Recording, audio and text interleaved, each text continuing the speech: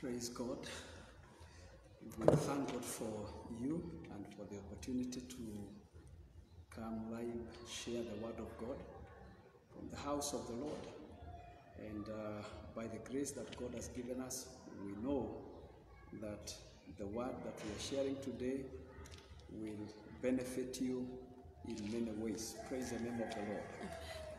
And yesterday we started talking about seeking God, and I said that it is in seeking God that we know Him, and in knowing God, it influences our lives, our lifestyles, our way of doing things, our faith, and therefore this is an important thing. Praise the name of the Lord. Amen.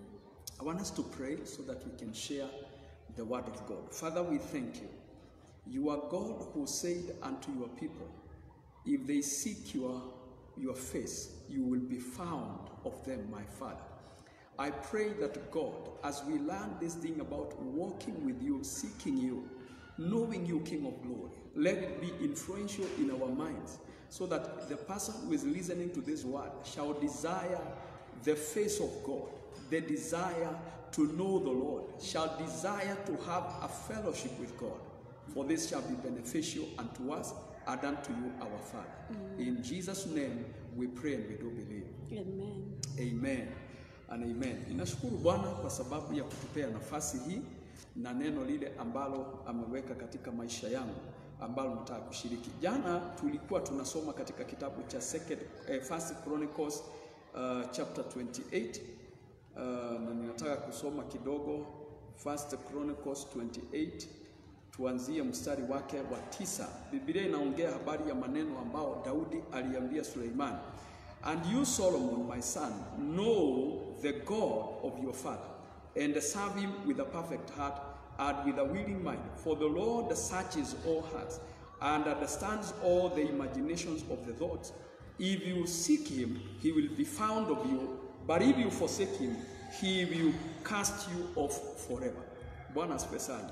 Yaani Mungu akasema kupitia kinywa cha Daudi, akamwambia Suleimani, mtafute Bwana Mungu wa baba yako. Bwana asifiwe sana. Amen. Umjue. Nikasema ya kwamba hauwezi mjua Mungu mpaka uanze kumtafuta, mpaka uanze kuwa mhitaji wa Mungu. Na katika hili neno leo nataka kuzidi kidogo, kwa sababu ni jinsi gani tunapaswa kumtafuta Mungu, ni jinsi gani tunapaswa kutembea na Mungu. Nikasema jana ya kwamba kuna doctrines ambazo zimefundishwa. Tunaye Mungu ameingia ndani yetu, we live in Christ according to John chapter number 15. If you abide in me and I abide in you, we know that we abide in God and he is in us. But it is good for us to understand there are principles ambazo huwezi vunja. So katika kanuni hii Mungu alisema atafutwe. Isaia akasema mtafuteni Bwana wakati anaweza kupatikana. Mungu hapatikani kila mahali, hapatikani kwa watu wote. And I quoted the Bible in the book of Acts chapter number 17 and verse number 26. Nikasema ya kwamba binasema kwamba amewaweka watu katika maeneo ili wamtafute, ikiwezekana wapate kumjua. Praise the name of the Lord. So ni vyema kwako kama mtu ambaye unataka kujua Mungu, ujue ya kwamba ni kumtafuta utamtafuta. And I want to say this statement which I've said another time in different ways, that you will know God according to your seeking. Utamjua Mungu kulingana na vile unamtafuta. Praise the name of the Lord. Amen. Utamfahamu Mungu kama vile utamtafuta, vile utatafuta kumjua, ndivyo atajifunua kwako. Kuna mahali Daudi alisema ya kwamba he reveals himself to the righteous, he reveals himself as righteous. To the faithful he shows himself faithful. To the unfaithful he shows himself unfaithful. Unajua Mungu kulingana na vile unamtafuta.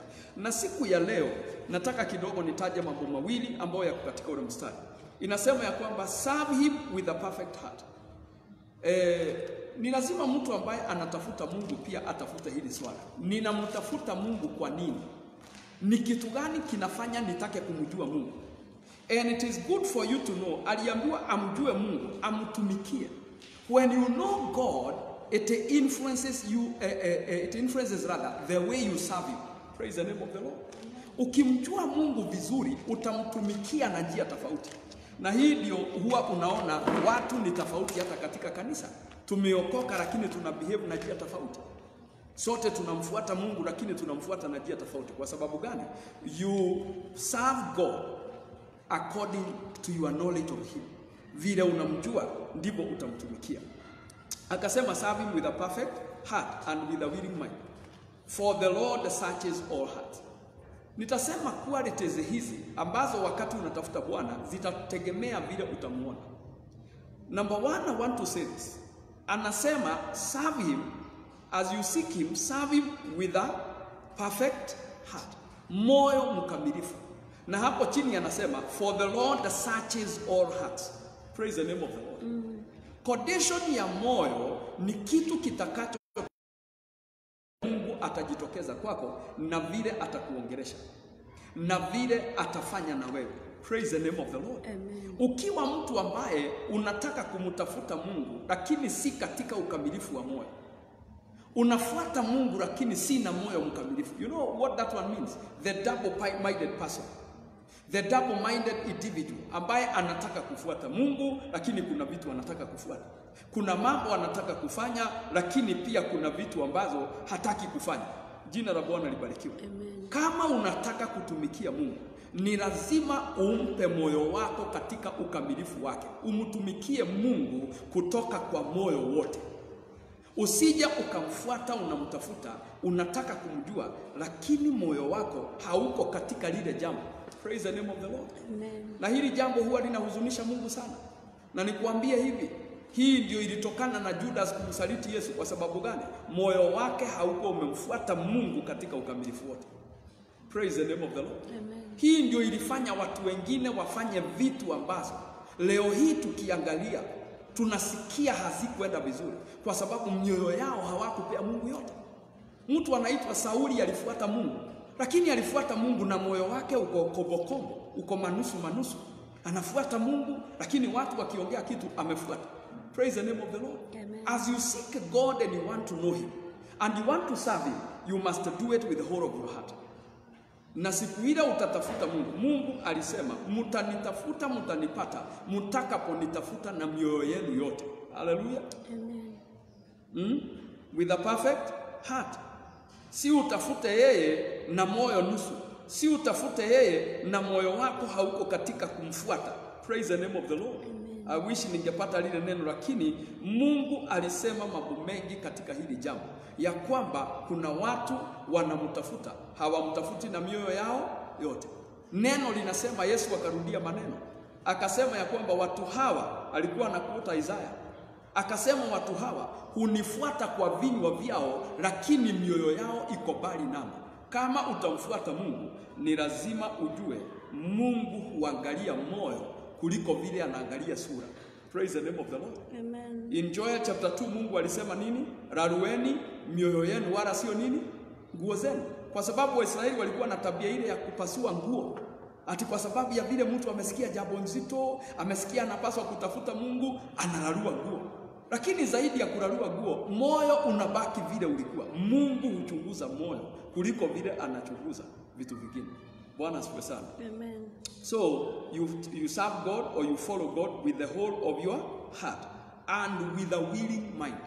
Jambo lingine ambalo ni muhimu kujua ni kufuata Mungu na moyo ambao ni wa hiari. You are willing to do it. You are not forced. It is not because of situations. It is neither because of circumstances that you are doing whatever you are doing. It is because your heart is willing to do that. Praise the name of the Lord. Amen. Kama nimeamua ninafunga chakula, sijaamua kwa sababu ya kukosa chakula. I usually tell people, one time nilikuwa na shida kubwa sana. Mahali nilikuwa ninafanya kazi, sikuwa na pesa, huduma haikuwa na chochote, lakini huwa nakumbuka jambo moja. Kuna wakati nilikosa chakula. Nilipokosa chakula, nakumbuka nilipolala njaa siku ya kwanza, ya pili, ya tatu hivi, nikaambia Mungu, Mungu mimi si kufunga nimefunga. Ni chakula nimekosa, hata ukileta hapa saa hii nitaikula, hata wewe najua utashangaa. Praise the name of the Lord. Amen. I was not trying to be funny. I was trying to be truthful, because this is not a fasting. Ni chakula nimekosa. Praise the name of the Lord. Amen. And it continued for about 10 days. Haleluya.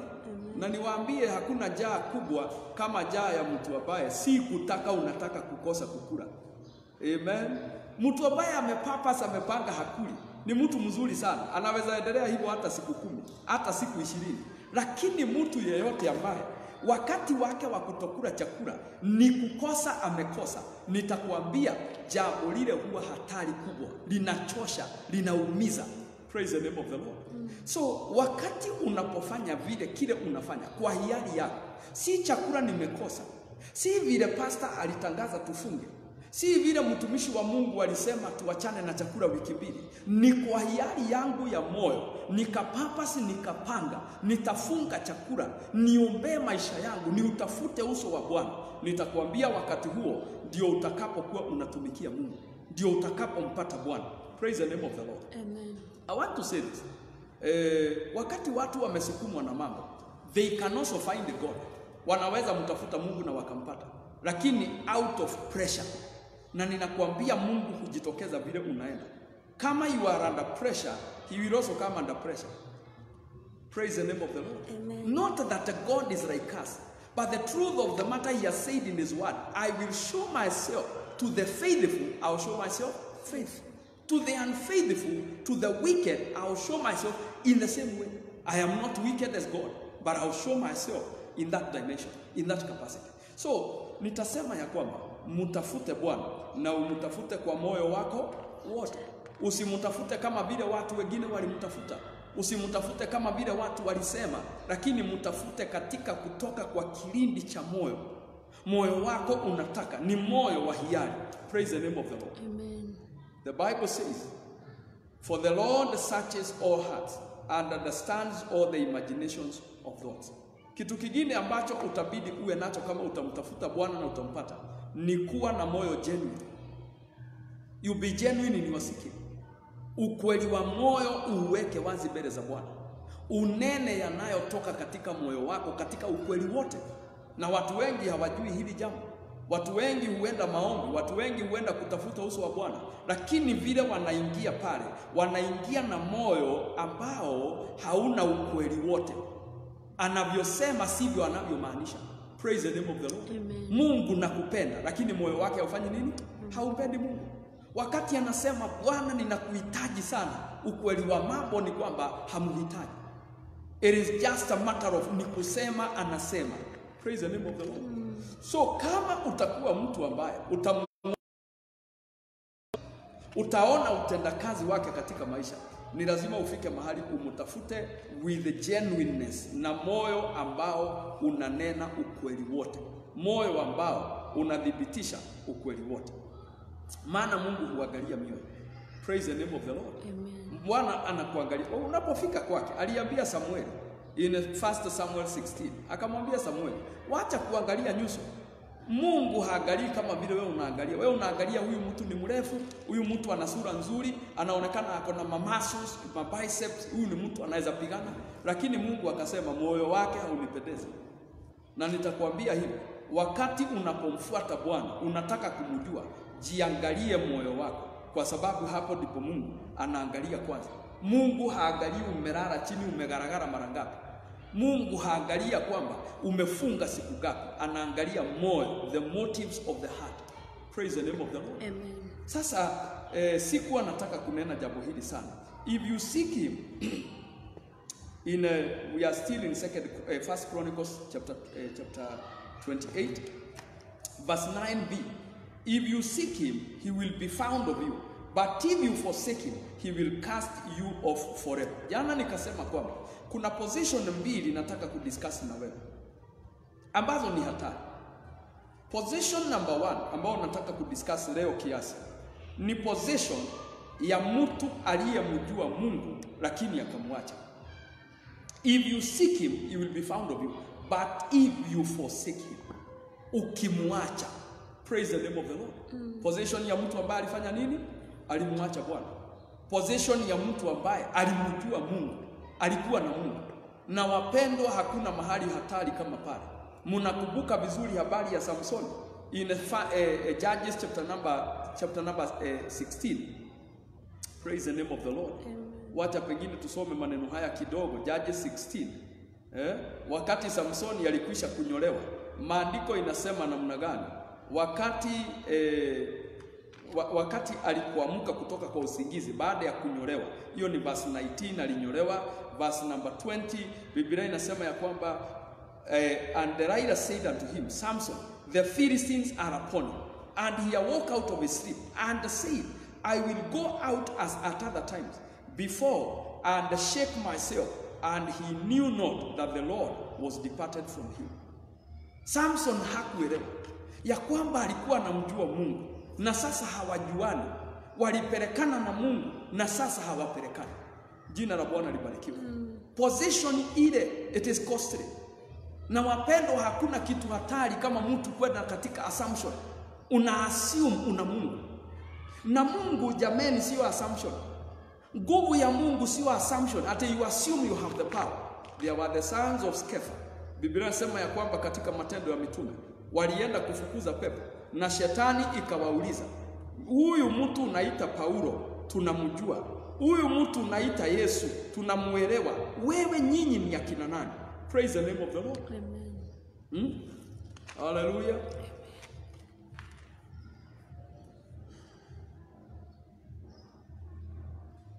I hope I'll get to this.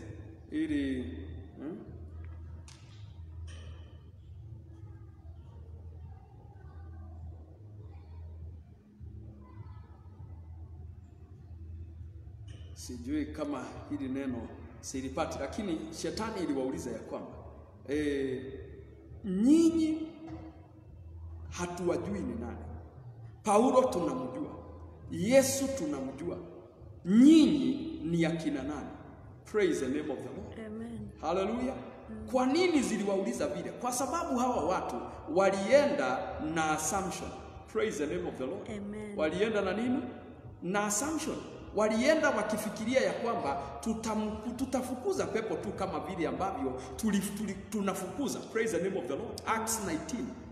Hallelujah. Amen. Acts chapter 19 from verse number 4. Uangalie lile neno. Ziliwauliza nyinyi ni akina nani? Maana Paulo tunamjua, Yesu tunamjua. Who are you? They went with assumption.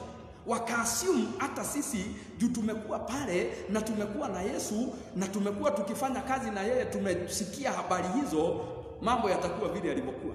Kumbukeni wakati Yesu alitoka katika mlima, Luke chapter number 9. Praise the name of the Lord. Amen. Akakuta wanafunzi wake wameshindwa kutoa pepo. Walishindwa kwa nini? They were operating in assumption. Walifikiri tukikaa na Yesu tu hapa tutapokea nguvu, tutapokea uwezo. Lakini ni nini kilikuwa kinahitajika? They ought to have sought the Lord. Walihitajika wamtafute Bwana, lakini wakafanya nini? Wakakosa kumtafuta.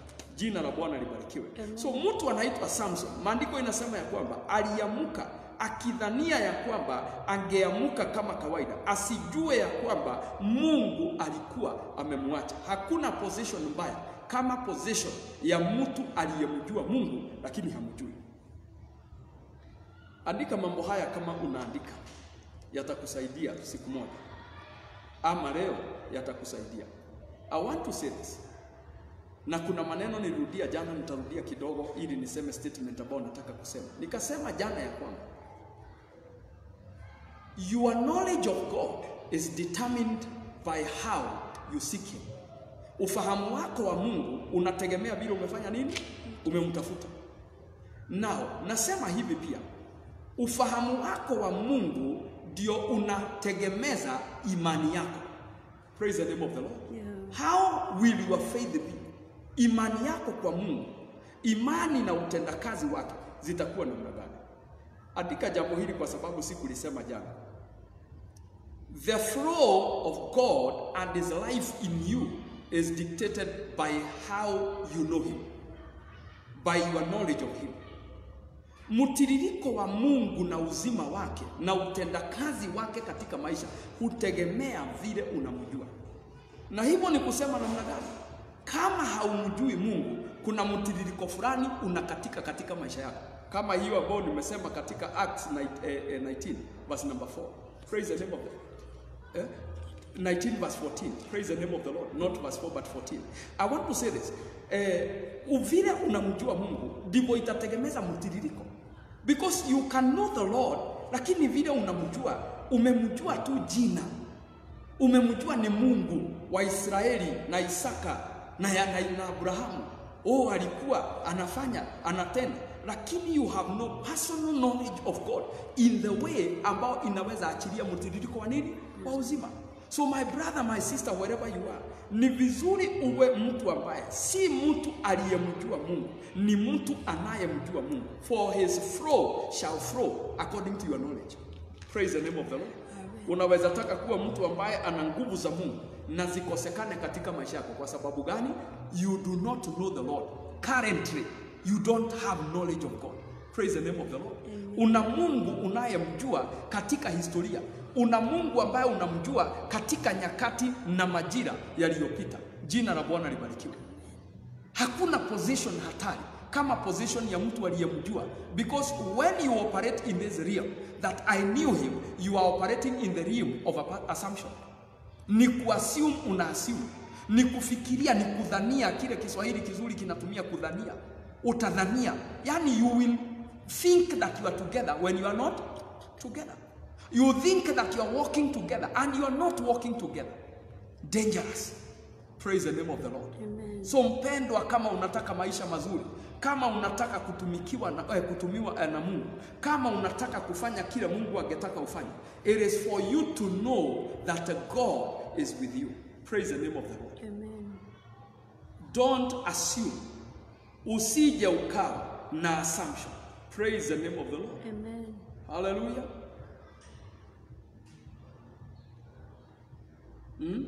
Usije ukawa na jambo ambalo tunaweza ita assumption katika moyo wako. Praise the name of the Lord. Because if you assume that God is with you when he is not with you, mahali utaenda kunyolewa. Haujui umenyolewa. Unadhania uko na nguvu. Unadhania Mungu atafanya kazi kama vile amezoea kufanya, lakini unfortunately hatafanya. Kuna watu wengi waliokuwa wanamjua Mungu, lakini baada ya muda wakageuka. Praise the name of the Lord. Amen. Go and read your Bible in the book of 1 Kings. Praise the name of the Lord. Amen. Let me give you the very specific verse. Praise the name of the Lord.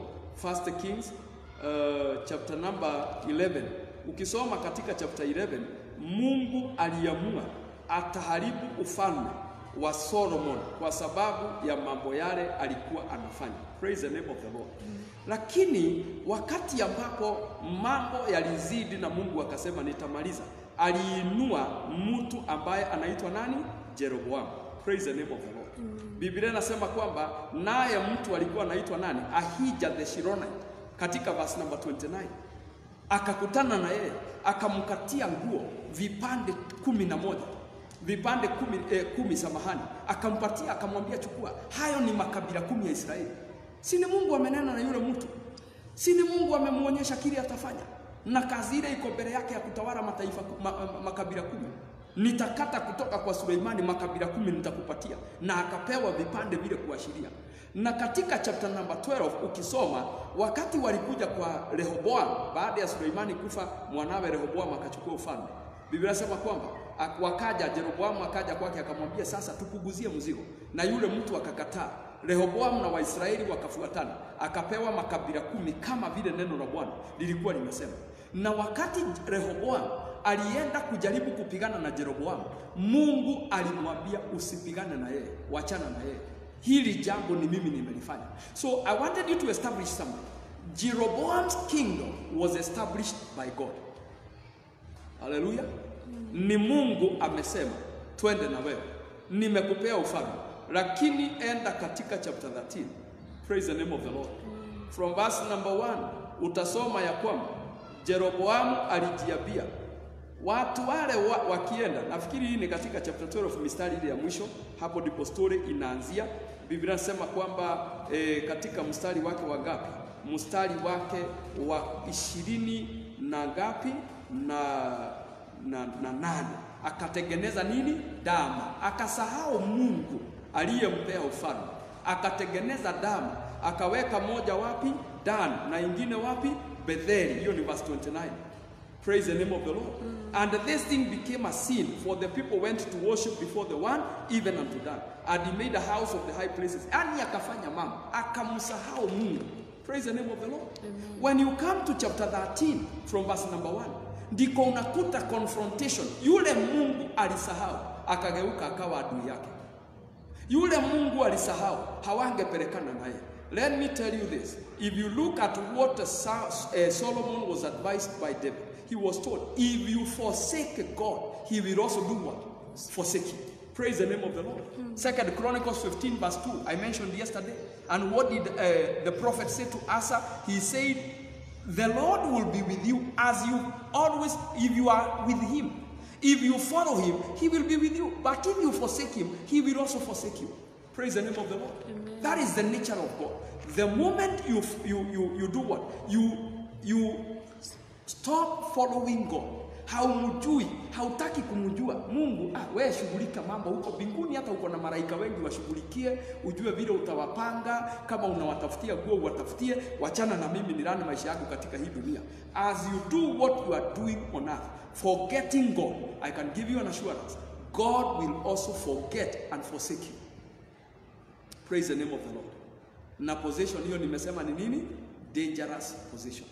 Wapendwa, leo sitaki kupitisha pale. Kesho nitakuzungumzia habari ya nini? Ya jambo hilo lingine ambalo linaitwa kumsahau Bwana. Hizi ni position ambazo najaribu kukunenea ili usizifuate. Position hii ya leo nimesema inaitwa position of having a history to have known God, having no present knowledge of God. Hautafuti Mungu sasa, haumjui leo, na influence yake haitakuwa katika maisha yako. Praise the name of the Lord. Amen. Flow ya uzima wa Mungu haitakuwa kwako. Then kuna mambo unaweza taka kufanya, hauwezi yafanya kama unaenda katika njia zako. Umemsahau Mungu, umemwacha, umeacha njia zake, unafanya kile unataka, haumuulizi maswali tena. Jina la Bwana libarikiwe. Amen. Kuna wakati mmoja Waisraeli wakiwa jangwani walifuata Mungu, na wakawa kila jambo wanafanya wanamuuliza Mungu. Lakini wakati mmoja wakaja watu walikuwa wanaitwa kina nani? Wa Gibeoni. Wakaja kwa mtu anaitwa Joshua. Na Joshua, maandiko husema ya kwamba and Joshua did not seek God's counsel concerning the Gibeonites. Walipomwambia tumetoka mbali, aliamini, akaassume Mungu watu hawa wametoka mbali. Kuna assumption nyingi watu hufanya. Na wapendwa, stop assuming.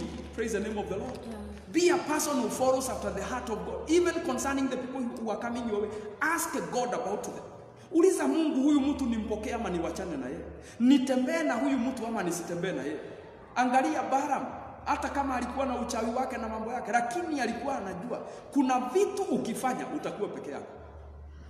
Akaenda kwa Mungu akamwambia, Mungu, kuna watu wamekuja hapa, niwafuate nisiwafuate? Wapende, iweni na ile tabia ya kuuliza Mungu nitafanya nini, ya kuuliza Bwana ni kitu gani ninaweza fanya, ni kitu gani siwezi fanya. Praise the name of the Lord. Amen. Wapendwa, uliza Mungu maswali hata kuhusu maisha yako, kuhusu njia zako, kuhusu nyumba ile utakaa, kuhusu mahali utakaa. Mungu anaweza kukunenea vitu za ajabu. Unaweza taka kununua gari leo, Mungu akwambie wachana na gari, enda ununue shamba pale. Unaweza taka kununua shamba, Mungu akwambie wachana na shamba, nunua gari. Mungu hauwezi muassume. Yule aliambiwa achana na gari anunue shamba, na mwingine akaambiwa wachana na shamba ununue gari. Because we are not walking the same way. We cannot assume. And I want you to know this. There is no standard in walking with God. Praise the name of the Lord. There is no set standard. Ati imeamuliwa ukitaka kutembea na Mungu unapitia hapa. Nitakwambia every person walks with God at a personal level.